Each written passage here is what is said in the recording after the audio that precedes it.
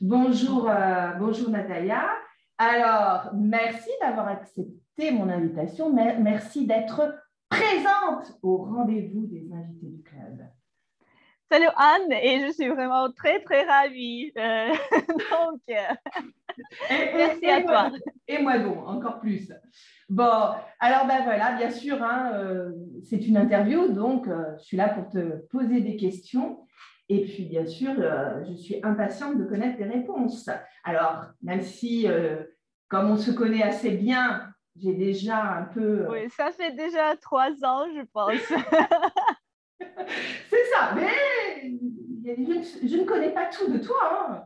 Il y a toujours plein de choses à découvrir. Bon, bref, ma première question, c'est quand et pourquoi as-tu commencé à apprendre le français? Ouais, c'est une question vraiment très intéressante parce que alors j'ai commencé à apprendre la langue française il y a 20 ans, donc à l'école primaire. Donc, et j'ai dû choisir entre l'anglais et le français. Et au début, j'ai choisi la langue anglaise parce que c'était très répandu et c'était moi qui ai fait ce choix. Je pensais que c'était utile pour moi, pour ma carrière future. J'avais 6 ans, mais quand même, j'ai réalisé. Déjà, la petite Natalia était là. Oui. Mais donc, c'est la vie qui a changé des choses parce que notre prof de la langue anglaise était malade, donc pendant 6 mois, je pense. Et moi, j'ai pris cette décision donc de changer d'idée alors et j'ai commencé à apprendre la langue française avec notre groupe.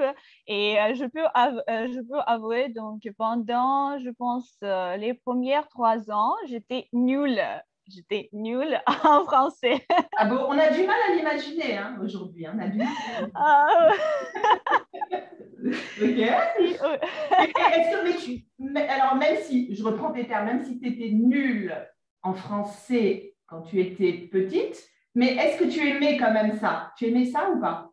Tu aimais le français? Tu avais quand même une attirance Je pour la pense langue? que j'aime pas quand je suis nulle en quelque chose. C'est vrai, je pense que c'est le cas de beaucoup de personnes. Tu as raison. Mais c'était l'école, c'était tout simplement c'était l'école et j'ai rien à faire, donc j'ai pas pu changer de langue de nouveau. Alors, et c'est pourquoi donc j'ai continué, j'ai continué à être nulle. Mais après 3 ans, je ne sais pas comment ça s'est passé, la situation a changé et moi je suis devenue la meilleure donc dans notre classe et je ne sais pas comment ça s'est passé. Ouais, tu es devenue la meilleure de la classe en français. Donc là, du coup, tu as beaucoup plus apprécié le français. Ouais, c'est ça, exactement. Ok, ouais. Donc ouais, tu as une longue histoire avec le français. Oui. Et Voilà. après, j'ai appris la langue française à l'université. Ouais. Donc, après l'université, j'ai essayé de faire mes études dans un collège. Ça s'appelle en Russie, ça s'appelle un collège francophone de la langue française, quelque chose comme ça. Donc, où on peut apprendre 2 disciplines, par exemple. Et moi, j'ai choisi la philosophie, la sociologie. Mais après, j'ai quitté cette idée parce que ce n'était pas très intéressant pour moi. Oui, mais je continue je pense, à progresser dans l'apprentissage de la langue française tout le temps, Ouais, tout au long de ma vie. oui, c'est le cas de tout le monde, de tous ceux qui ont appris une langue étrangère. C'est un chemin infini, interminable. Voilà. Même dans notre propre langue maternelle, c'est la même chose en fait. Ouais.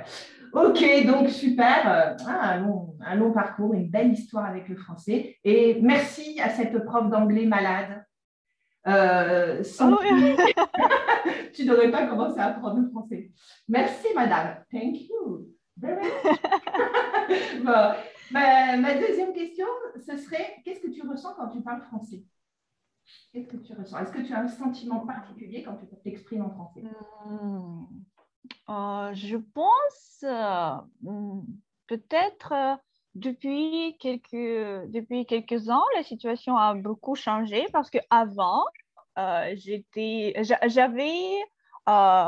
très peur de parler français. Parce que je me contrôle tout le temps, je me corrige tout le temps, je note toutes mes fautes. Et je pense, surtout, je pense que ça s'est passé grâce à toi. Parce que une fois, j'ai arrêté de me contrôler tout le temps quand je parle la langue française. Mais bien sûr, ça se continue. On peut dire comme ça, mais le niveau du contrôle a beaucoup baissé et maintenant, je me sens vraiment très à l'aise. Je réalise que je peux pas connaître beaucoup de choses en français, comme en russe, par exemple. Il y a des mots que je n'utilise pas, que je ne connais pas. Et donc, dans la langue étrangère, c'est la même chose. Oui, on peut oublier quelque chose. Et même en russe, je note, je remarque que j'oublie. Des fois, j'oublie des mots en russe et c'est normal. Et il faut accepter ce truc. Il faut dire oui, je peux faire des fautes et c'est normal. Dans n'importe quelle discipline, dans n'importe quelle affaire, on peut commettre des fautes et c'est normal, on peut les corriger après et ça marche dans n'importe quelle sphère. Ouais, bah moi, je t'ai toujours connue avec un bon niveau de français, hein. Mais c'est vrai que aujourd'hui, c'est beaucoup plus naturel parce que avant, c'était presque trop parfait, mais personne ne parle comme ça dans la vraie vie. Donc là, c'est complètement naturel. Là, j'ai vraiment l'impression de parler avec une copine, tu vois. Donc c'est. Ouais, donc Merci. tu as toujours eu un très bon niveau de français, ça, c'est clair. Voilà, bah oui, donc, mais tu m'as pas vraiment dit. Oui, là, tu m'as expliqué que avant, tu étais plus dans le contrôle, mais aujourd'hui, quand tu parles français, quels sont tes sentiments? Qu'est-ce que tu ressens exactement? Mais je pense que c'est une question très compliquée parce que c'est presque la même chose quand je parle russe. Je parle français et alors ça marche. Je ne sais pas. Je pense que j'ai du mal à répondre à cette question. Oui, j'ai essayé de réfléchir, mais quand même, oui, j'ai du mal à répondre. Oui, pour moi, c'est comme parler la langue russe, parler la langue française, c'est presque la même chose. Peut-être grâce à mon histoire très, très longue, mes relations avec, on peut dire comme ça, mes relations avec le français étaient vraiment compliquées parce qu'il y avait des moments quand je détestais la langue française, mais à cause des profs, par exemple, à l'université, j'ai vraiment. Désolée, Natalia, désolée. Mais je réalise qu'il y a beaucoup de profs différentes et malheureusement à l'université, j'ai pas pu. Mais non, on a essayé de changer de professeur et une fois on a réussi. Mais quand même, après, donc, notre prof est revenu et alors, donc, pour moi, c'était une grande tristesse. J'étais vraiment, on peut dire, j'étais vraiment déprimée à l'université à cause de tout ça. Mais après l'université, j'ai commencé à aimer de nouveau la langue française, comme à l'école, par exemple. Ouais, ouais, donc c'est effectivement, des rencontres. Ouais, c'est vrai que c'est très étonnant un peu ton histoire, comment tu as commencé à apprendre le français, après des allers-retours, je t'aime, je te déteste. Ouais, c'est super. Eh, tu peux écrire un livre hein, sur ton histoire avec le français. Ah oui, là, il y a de quoi écrire. Tu penses, Anne? Ouais, je pense. Ouais. Et alors, bah toi, je sais que tu lis énormément, tu regardes énormément de choses, tu as beaucoup de culture. Toi, est-ce que tu aurais soit un livre, soit un film, soit un podcast, ce que tu veux, à nous recommander, que tu as particulièrement aimé et qui t'a fait encore plus kiffer le français? Ah ouais, ouais. Oui, je lis pas mal de choses en français, mais je ne peux pas me rappeler un truc que je voudrais recommander maintenant, que je voudrais faire partager. Alors, je suis passionnée. Peut-être il y a un truc, mais j'ai pas. Je pense que c'est pas pour tout le monde, parce que moi, je suis passionnée par le théâtre. Et il y a quelques mois, j'ai vu dans la bibliothèque, j'ai vu une grande encyclopédie sur le théâtre. Elle est vraiment grosse. Et j'adore ce livre. Je voudrais l'avoir dans ma propre bibliothèque. Mais j'arrive pas, malheureusement, j'arrive pas à trouver ce livre dans des librairies à Saint-Pite. Mhm. C'est vraiment pitié. Mais c'est pas pour tout le monde. C'est pour les personnes qui s'intéressent au théâtre. J'étais vraiment impressionnée par la qualité de cette encyclopédie. Il y a beaucoup d'histoires, beaucoup d'images, beaucoup d'exemples et tout ça. Et je pense que cette encyclopédie explique entièrement le théâtre. Et comme je suis passionnée par le théâtre, pour moi, c'était une grande découverte. C'était par hasard. Donc, je suis allée dans la bibliothèque pour, je ne sais pas, trouver un livre en français, tout simplement pour mes loisirs, pour lire. Et quand même, j'ai vu cette encyclopédie. Je suis tombée amoureuse immédiatement de ce livre. J'ai vu ce gros, gros livre alors, et j'ai pensé, ah, je dois le lire. Oui. Mais peut-être je voudrais recommander aux personnes qui s'intéressent au cinéma. Il y a un an, j'ai lu la biographie de François Truffaut. Et je voudrais même peut-être Alors, montrer ce livre. voilà. Alors, Mais malheureusement, c'est en russe. ah, d'accord. Et c'est quoi Mais le titre en russe? C'est quoi le titre? tout simplement François Truffaut. Ah, ok. Et c'est tout. Alors, mais je- grâce à ce livre, j'ai commencé à apprécier le cinéma. Avant, j'appréciais plutôt le théâtre. Oui, je comprenais qu'il y a le cinéma de bonne qualité. J'adore cette sorte de cinéma, j'adore, mais quand même, j'appréciais plutôt le théâtre. Et grâce à ce livre, j'ai commencé à comprendre comment ça marche, comment le cinéma fonctionne, comment la production, le tournage. Et après ce livre, je me suis inscrite à un atelier du cinéma pour les débutants. Et c'était vraiment génial. Et s'il y a des personnes parmi tes étudiants qui s'intéressent au cinéma et qui n'a pas encore lu ce livre, je pense que ce serait une bonne chose tout simplement pour comprendre comment ça fonctionne. Ouais, c'est un livre coup de cœur, quoi. Pour toi, ça a été vraiment un livre coup de cœur. Oui, Ouais. exactement. Et puis, il y a beaucoup d'élèves qui s'intéressent au cinéma et au théâtre. Il y en a même qui travaillent dans le secteur de l'audiovisuel. Ouais.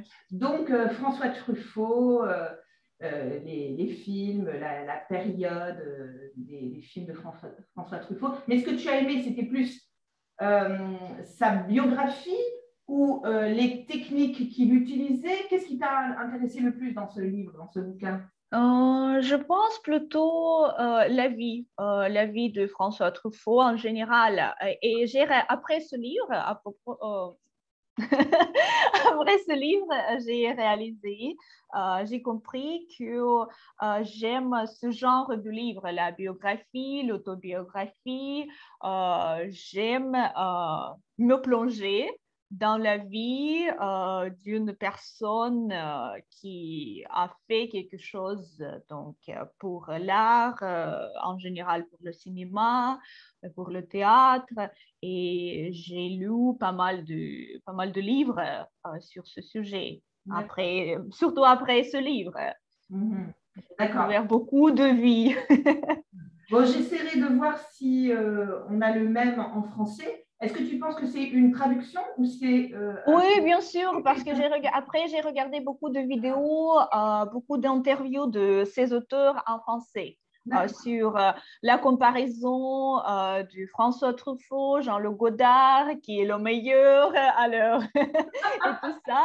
Oui, oui, il y a pas mal d'interviews sur YouTube, oui, beaucoup d'articles de ces deux auteurs qui ont écrit ce livre. Oui, ça a été écrit en français.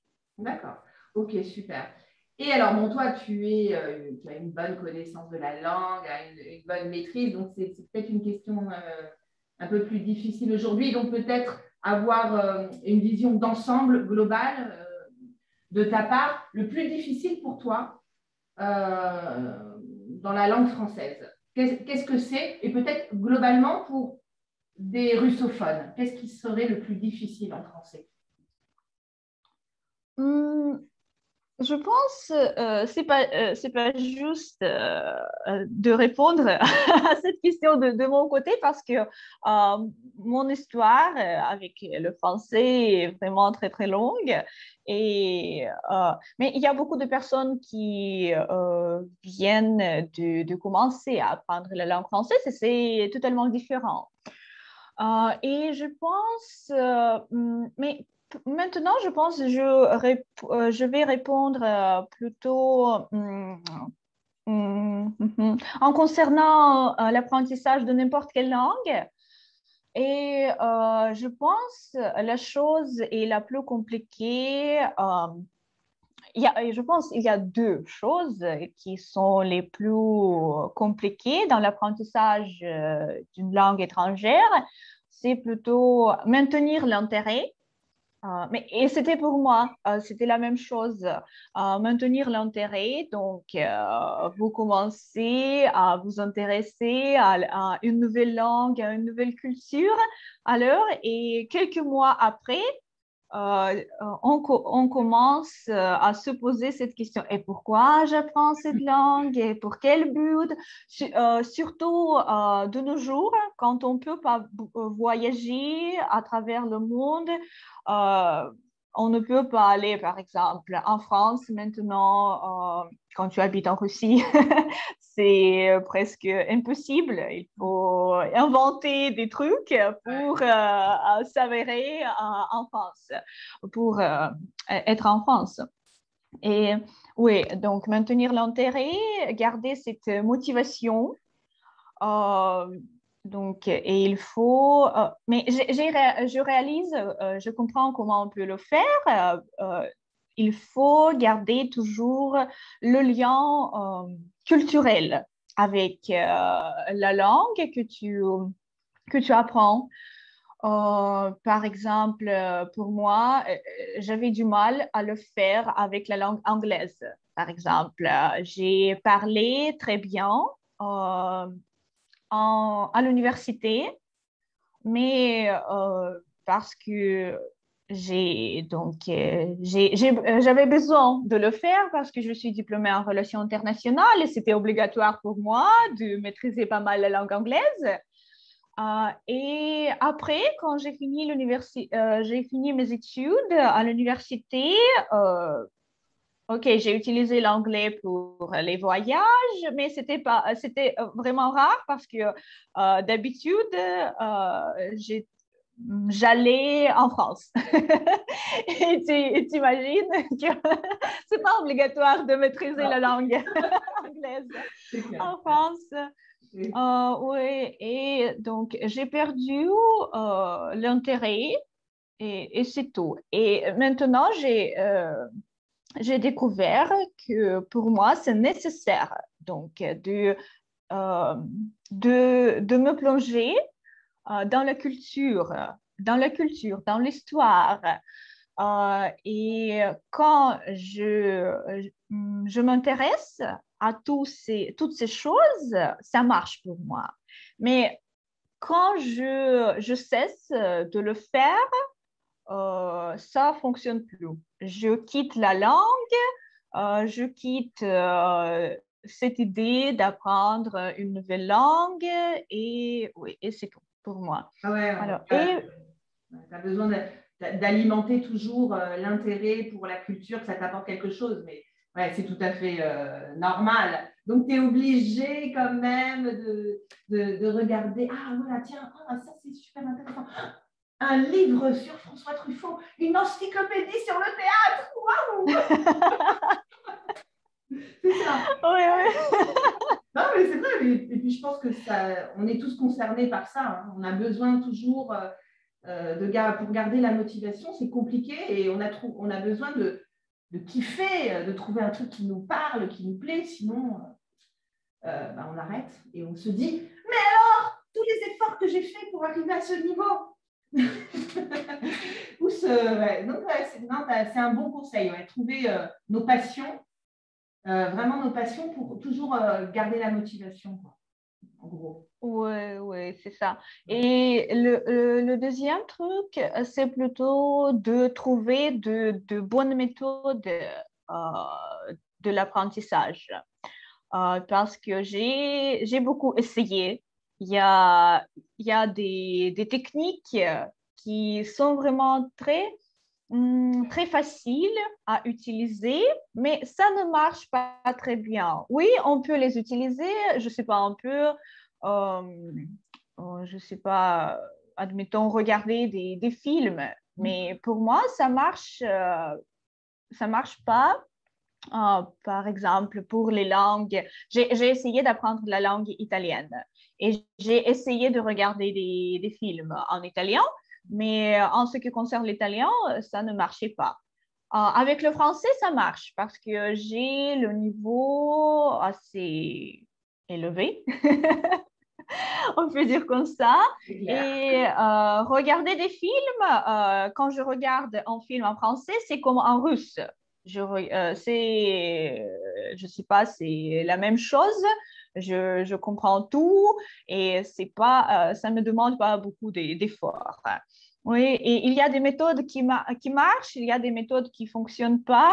Et malheureusement, notre cerveau cherche à trouver des techniques les plus simples, les plus faciles à employer. Mais par exemple, ces techniques ne marchent pas toujours avec telle ou telle personne et il faut consacrer beaucoup de temps pour les trouver.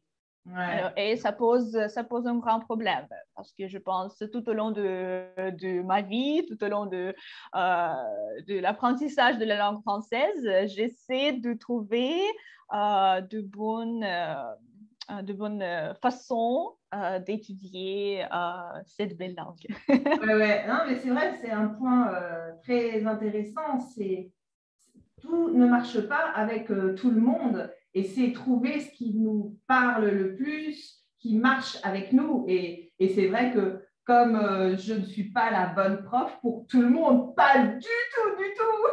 Voilà. Et c'est aussi trouver le prof, les trucs qui nous parlent et c'est pas du tout la même chose pour tout le monde. Et puis, parfois aussi, on va avoir besoin de plusieurs personnes, de plusieurs méthodes pour se créer notre propre méthode pour que ça marche pour nous.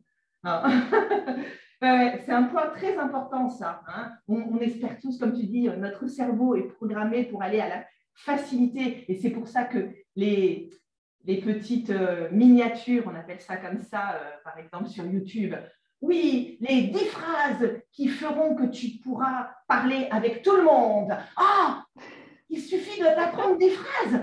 Ping, j'y vais. C'est vrai, c'est vrai. Oui, oui. Ou ces vidéos, donc c'est assez pour vous, donc de 15 minutes par jour pour parler parfaitement n'importe quelle langue, mais ça ne marche pas pour tout le monde. Par exemple, il y a des personnes qui ont besoin donc des heures chaque jour, quotidiennement, pour pratiquer, pour travailler dur. Alors, mais quand même, on cherche toujours ces petites vidéos, ces petites astuces. Alors, comment je peux faciliter ma vie, cette torture, oui. Donc, Ça nous torture. On se demande, alors, que fais-je? Ah ouais. Non, non, c'est un point très, très important, mais ça, tu vois, je pense que c'est une remarque qui est faite par quelqu'un qui a une très bonne connaissance de la langue. Voilà, donc il faut avoir un certain niveau pour penser comme ça, je pense. C'est ça. Bon, et ma dernière question, alors, tu y as un peu répondu déjà parce que tu es passionné par le théâtre, par le cinéma de François Truffaut notamment, mais par le théâtre. ah non, pas du tout, pas du tout. Je n'aime pas son cinéma. J'aime pas la nouvelle vague. La nouvelle vague. Ah, ok. Donc, c'est vraiment le bouquin, la biographie, mais pas spécialement son cinéma. Ok. Bon, alors, à part le français, à part le cinéma, mais bon, tu peux justement approfondir cette thématique si ça t'intéresse, et à part le théâtre, mais si tu veux approfondir, est-ce que tu as une autre passion dans la vie? C'est déjà beaucoup de passion, donc je ne sais pas. Est-ce qu'il y a quelque chose dont tu voudrais nous parler? Ok, ok. Donc, qu'est-ce que je pourrais répondre? Alors, mais ça fait peut-être un mois, Ouais. j'ai commencé à me plonger dans la culture anglaise. Mhm. Comme je t'ai déjà dit, j'avais du mal à comprendre la Grande-Bretagne et tout ça. J'avais beaucoup de problèmes avec la langue anglaise parce que je sens pas de rapport culturel avec ce monde. Par exemple, apprendre la langue française ou la langue italienne, ça marche pour moi parce qu'en Russie, on a beaucoup de rapports culturels. Et même malgré le fait qu'il y a beaucoup de différences culturelles, je réalise, je comprends très très bien ces différences et je les accepte. Mais je ne comprenais pas du tout le monde anglais. Je ne sais pas pourquoi, donc je niais tous les trucs, je niais tous les livres, je ne comprends pas pourquoi ça marche comme ça. La langue française, c'est vraiment très logique pour moi. Mais pourquoi? Mais l'anglais, c'était illogique. Et je ne sais pas, mais pour chaque chose dans notre vie, il y a le temps, il y a l'heure précise. Et maintenant, il y a un mois, j'ai compris que j'ai besoin de discipline dans ma vie, plus de discipline, parce que je travaille à mon compte et je peux me réveiller à n'importe quelle heure, je peux me coucher à n'importe quelle heure, je peux faire tout ce que je veux. Alors, et j'ai perdu toute ma discipline. Et j'ai commencé, mais je pense que tu sais, donc les Anglais, ils se contrôlent, ils savent se contrôler et j'ai commencé à admirer par ce trait du caractère, par ce mode de vie. Et maintenant, je me plonge dans cette culture, dans leur histoire. Je veux comprendre pourquoi ils sont comme ça, pourquoi ils font ça, pourquoi ils sont vraiment disciplinés. J'ai commencé à me plonger dans la philosophie du stoïcisme. Oui, c'est comme ça en français. Oui, j'ai commencé à m'intéresser à cette philosophie. Alors, et maintenant, c'est mon intérêt. Oui. Donc, c'est comme ça parce que j'ai vraiment besoin de me discipliner et j'étais vraiment désorientée. Mais maintenant, ça change ma vie.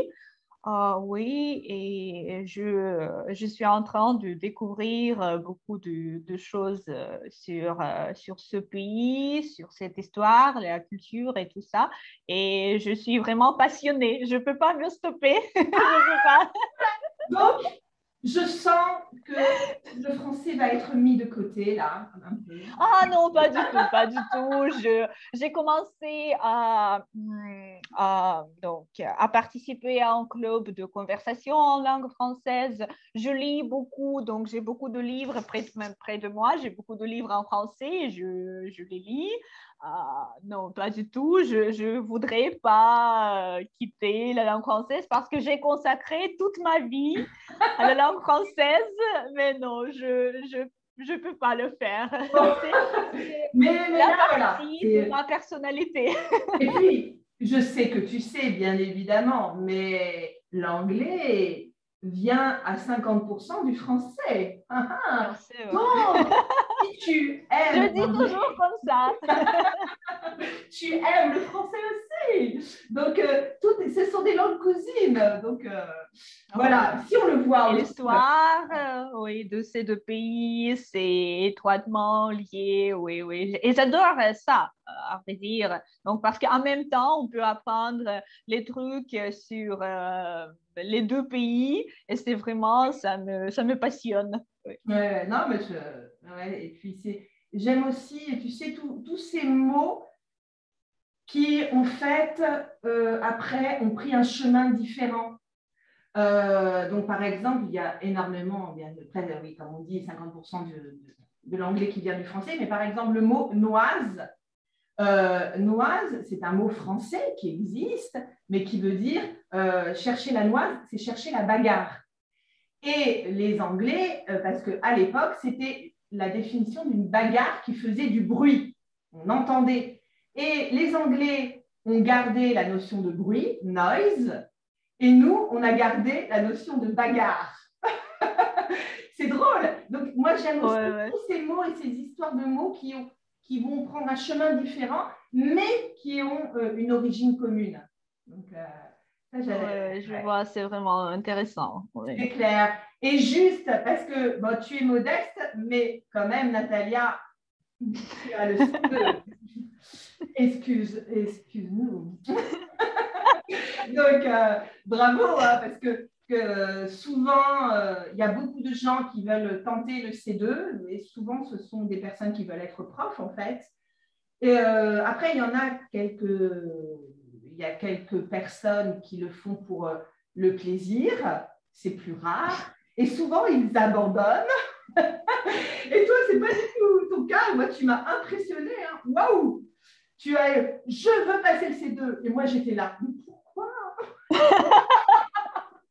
Et toi, même, j'étais pas forcément hyper encourageante, mais tu te dis, mais pourquoi tu vas dans cette galère? Mais ce n'était pas la galère, à vrai dire. Ça m'a fait un grand plaisir. Bon, ben voilà, ben c'est génial. En tout cas, félicitations, bravo, parce que Merci, c'est merci Anne. bravo, la classe. Je suis vraiment admirative, même si bien sûr je savais que tu avais le niveau. Mais en général, les gens qui passent ces examens, c'est parce qu'ils sont obligés. Oui, oui, je vois. Mais quand même, je voudrais te remercier parce que c'était à l'aide, à ton aide, je pense. Tu te rappelles, il y a 2 ans ou il y a 3 ans, j'ai obtenu le diplôme d'ALF. Oh mon Dieu, c'est on. Oui, donc après, c'était le TCF, C2. Et maintenant, c'est le DALF, c'est deux. Mais donc, pendant tous ces 3 ans, je travaille ma langue française avec toi. Ouais, mais pas vraiment. Hein. Le travail, c'est toi qui l'as fait. Hein. Voilà, c'était juste pour peut-être plus enlever un peu plus le contrôleur qui était dans ta tête, qui te disait tu dois être parfaite en français. Mais sinon, tu avais largement le niveau, il n'y avait pas de souci. Donc, en tout cas, ça fait plaisir de voir des gens comme ça et on est forcément admiratif et c'est impressionnant. J'avoue que je ne le ferai pas, moi.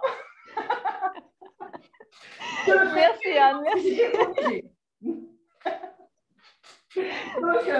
Donc forcément, des gens, des personnes comme ça, mais ça inspire le respect, l'admiration, forcément. Ouais. Donc, bravo pour ça. Merci beaucoup d'avoir répondu à mon interview.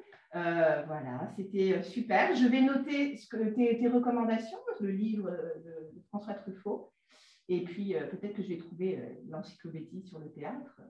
Qui sait? Oui, je vais essayer aussi de le trouver parce que oui, ce livre est vraiment impressionnant. Oui, et peut-être je vais partager la référence avec toi. Donc, oui. Merci d'avoir invité, de m'avoir invité. J'étais vraiment ravie d'avoir participé à ton interview. Oui, ça m'a fait un grand plaisir.